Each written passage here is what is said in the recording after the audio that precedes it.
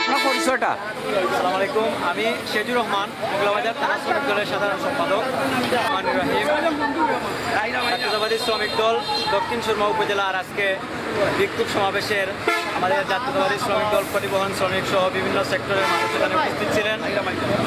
এখানে বিভিন্ন সংগঠনের মানুষ ছিলেন, জাতীয়তাবাদী শ্রমিক দল সহ বিএনপির বিভিন্ন সংগঠনের মানুষ ছিলেন।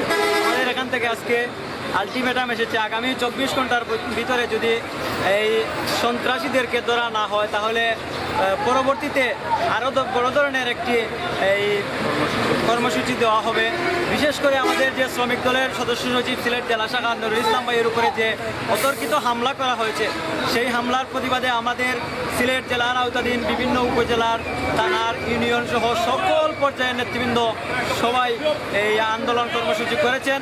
পরবর্তীতে আমাদের নুরুল ইসলাম ভাই সহ সিলেট জেলা শ্রমিক দলের আহ্বায়ক হাজী সুরমান আলী ভাই, ওনার অপেক্ষায় রয়েছে, উনি পদে আছেন। উনি আসার পরে আরও বড় ধরনের কর্মসূচি হবে। সেই কর্মসূচিতে যদি আইনশৃঙ্খলা বাহিনীর মানুষ এই সঠিক সময়ের ভিতরে এটার কোনো এই সুরাহা না হয় তাহলে পরবর্তীতে আমাদের শ্রমিক দলের আহ্বায়ক হাজী সুরমান আলী ভাইয়ের নেতৃত্বে পুরো এই সিলেট বিভাগ সহ সিলেটবাসী আমাদের যে কর্মসূচি হবে, সেই কর্মসূচি হয়তো মানববন্ধনের পর্যায়ে যাবে। তাই এখনো সময় আছে। আইনশৃঙ্খলা বাহিনীর লোক বলেন, প্রশাসনের লোক যাই হোক, আমরা সুস্পষ্ট বক্তব্য হচ্ছে অতি সময়ের ভিতরে এই আসামিদেরকে ধরার জন্য অনুরোধ করছি। ধন্যবাদ সাংবাদিক ভাই, আসসালামু আলাইকুম।